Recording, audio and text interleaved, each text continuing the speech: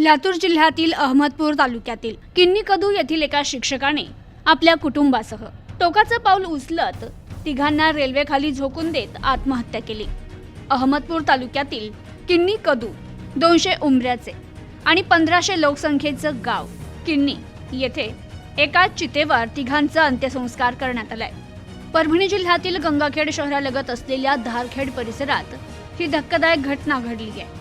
खरं तर शिक्षक हे मुलांना चांगली शिकवण देतात, आनंदानं आयुष्य जगण्याची प्रेरणा देतात। पण अहमदपूर तालुक्यातील किन्नी कदू येथील एका शिक्षक मसनाजी तोडमे, पत्नी रंजना तोडमे आणि मुलगी अंजली तोडमे यांनी आपल्या कुटुंबासह आत्महत्या केली।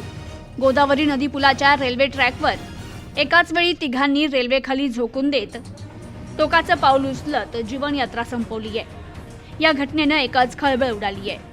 मसनाजी तोडमे हे परभणी जिल्ह्यातील गंगाखेड शहरातील ममता माध्यमिक विद्यालयात शिक्षक पदावर कार्यरत होते, तर या कुटुंबानं आत्महत्या का केली, एवढं टोकाचं पाऊल का उचललं हे अद्याप समजू शकलं नाहीये। तर एकाच चितेवर तिघांना अग्नी देताना ग्रामस्थांना अश्रू अनावर झाले। गावात आक्रोश पाहायला मिळाला। तर गेल्या वर्षीच मसनाजी तोडमे यांच्या जावयाचं अपघाती निधन झालं होतं आणि एका वर्षातच कुटुंब उद्ध्वस्त झालं। यामुळे हळहळ व्यक्त होत होती। प्रतिनिधी विश्वनाथ हेंगणे, न्यूज टुडे 24।